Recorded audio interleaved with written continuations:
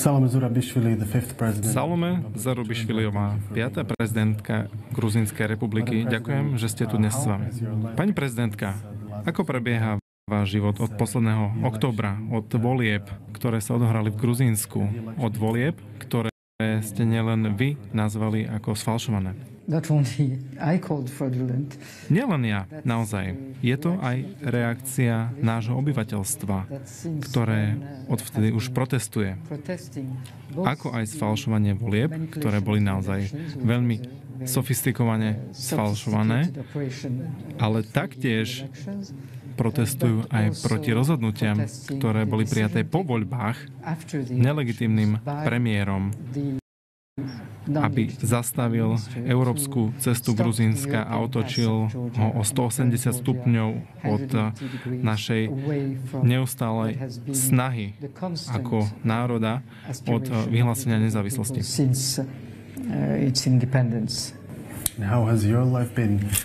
A aký je váš život odvtedy? Môj život samozrejme je už bez prezidentského paláca, bez všetkých tých zariadení a udalostí, ktoré sú spojené s prezidentským úradom. Ale v ostatných veciach je toto isté. Snažím sa pokračovať v podpore toho, čo zostalo z demokratických inštitútov. Snažím sa podporovať občiansku spoločnosť, ktorá dnes naozaj zachováva Gruzínsko a bráni ho pred tým, aby sa stalo druhým Bieloruskom.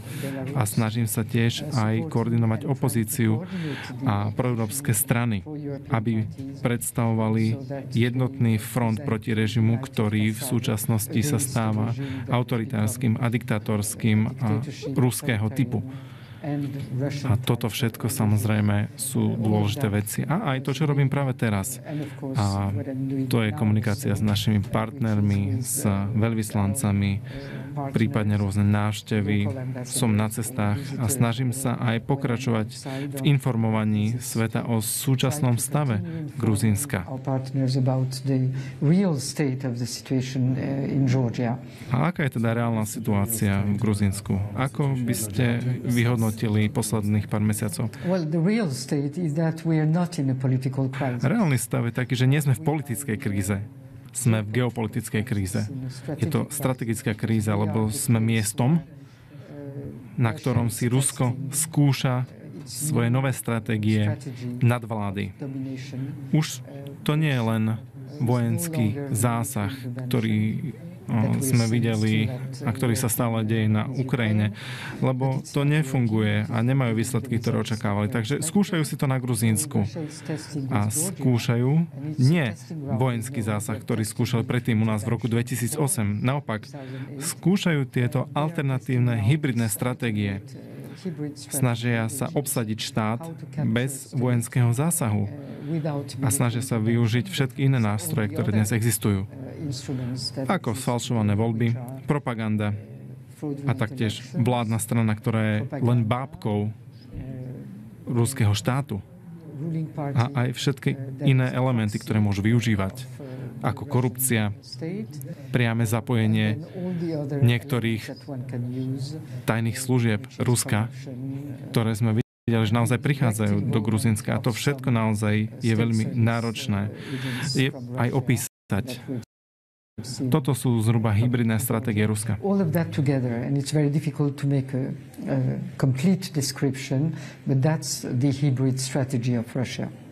If we go back to the end of the last year, a keď sa vrátime ku koncu minulého roka, zažívali sme naozaj veľké masívne protesty v Gruzínsku a všetci boli skutočne ohromení tým, ako Gruzínci vyjadrili svoj názor. V tom čase aj mnohí ľudia vyjadrovali svoju podporu a solidaritu s Gruzínskom. Boli tu rôzni aktéri ako Európska únia, Spojené štáty a volali po vyšetrovaní aj po nových voľbách.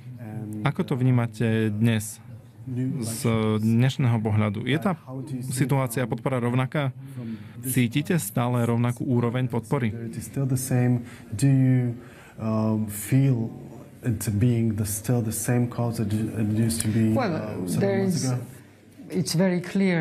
Je jasné v prvom rade, že gruzínske protesty už sa odohrávajú viac ako 2 roky, lebo začali od schválenia prvého tzv. Ruského zákona. Takže ten proces je veľmi dlhý, ktorým si prechádza Gruzínsko. Samozrejme, že tie protesty majú silnejšie a slabšie chvíle, sú rôzne protesty. Veľmi často sa samozrejme spájajú aj s násilím na uliciach a videli ste určite aj násilie na uliciach. Častokrát aj novinári toto zaznamenávali. A čo už vidíme trocha menej, je to, že ľudí zadržiavajú v bočných uličkách, potom ich dávajú do väzenia, do predbežného zadržania a obmedzujú slobodu prejavu.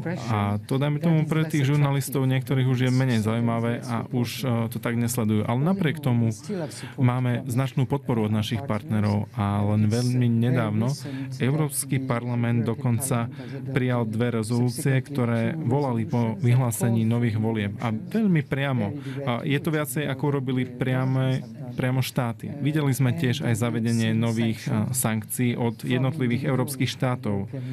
Nie priamo od Európskej únie ako celku, ale zaznamenali sme tam napríklad zákaz diplomatických pasov a vidíme, že jednotlivé štáty robia kroky v tomto smere.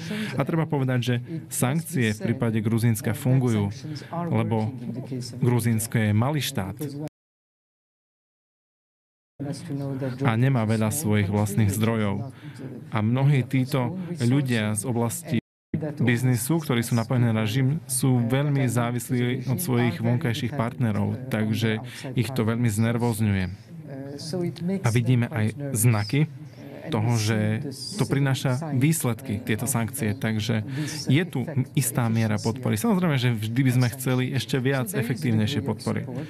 A chceli by sme aj jasnejšiu politiku Európskej únie tom, aby uznali, že to, čo sa deje v Gruzínsku, je aj priama výzva pre Úniu ako celok. Nielen pre nás, pre našu krajinu. My sa to samozrejme snažíme riešiť, ako vieme, ale je to aj výzva pre európsku zahraničnú politiku, pre politiku rozširovania EÚ a aj pre rozvoj demokracie v EÚ.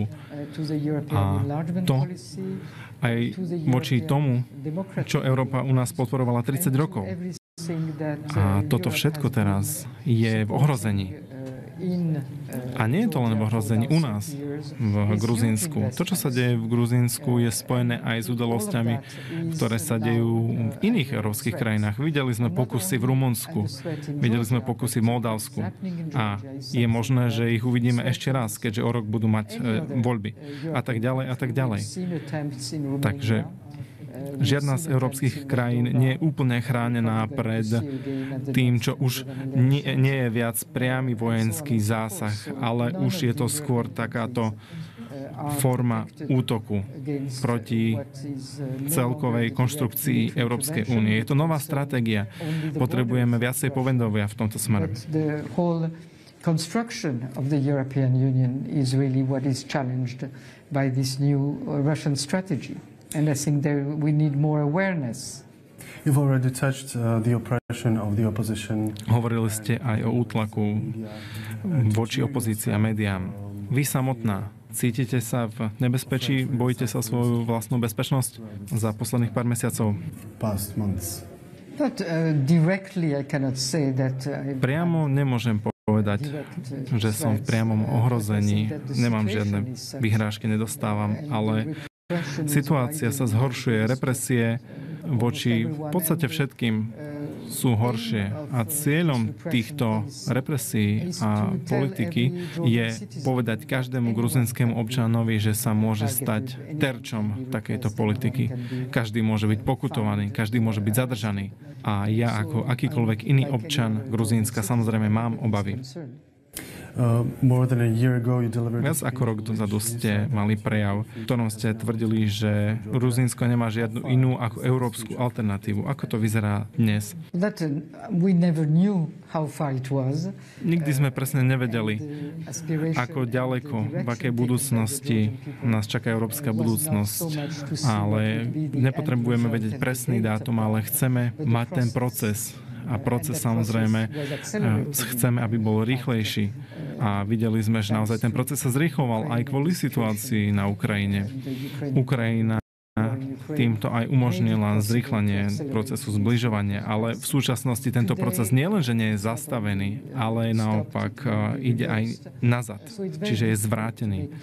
A môžem povedať, že 80% občanov Gruzínska je za európsku budúcnosť Gruzínska. A nikdy ich nevedia nahradiť tých 18% obyvateľstva, ktorí sú za ruskú budúcnosť Gruzínska.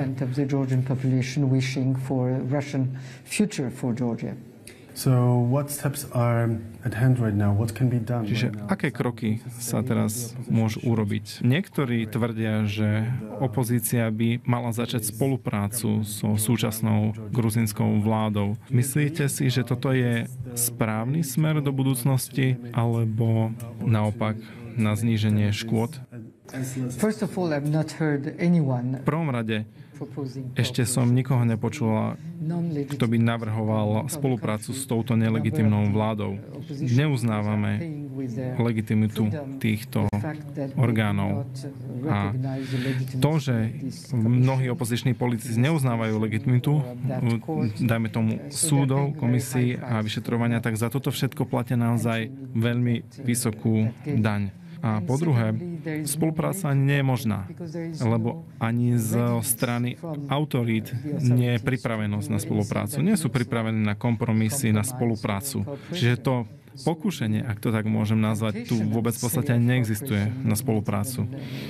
Otázkou pre opozíciu je skôr to, akým spôsobom sa zjednotiť a ako predstaviť životaschopnú a kredibilnú alternatívu pre spoločnosť a samozrejme aj pre našich partnerov a predstaviť aj kroky, ktoré by sme zavedli potom, a ako strana gruzínsky sen skončí svoju vládu a aké opatrenia prijať do budúcnosti, keď budeme mať jednoznačne koaličnú vládu. Takže toto je bez alternatívy.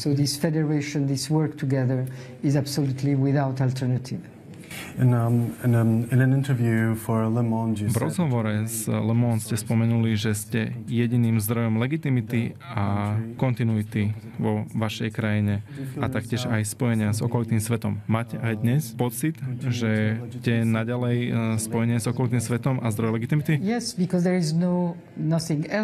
Áno, lebo žiadna iná alternatíva neexistuje. Nie je žiadny iný inštitút v Gruzínsku, ktorý by nebol aspoň trocha nezávislý. Práve naopak, všetky sú úplne v rukách vládnej strany. Takže existujú len inštitúty, ktoré patria aj tomuto hybridnému prezidentovi a ľuďom, ktorí sú s ním spojení. A treba pochopiť, že štát neexistuje, ak sa zo štátnych inštitúcií stanú stranické inštitúcie a inštitúty. Musíme mať aspoň nejaké miesto pre to, čo chcem naozaj rozvíjať a ďalej.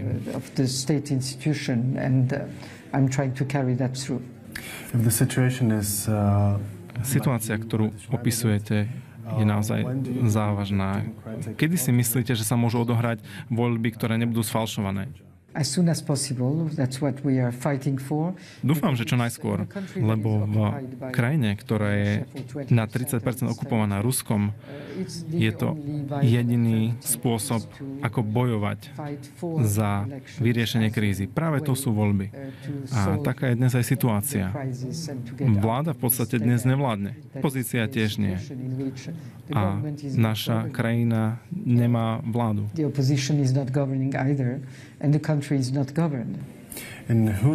V čích rukách je budúcnosť Gruzínska? Občanov Gruzínska.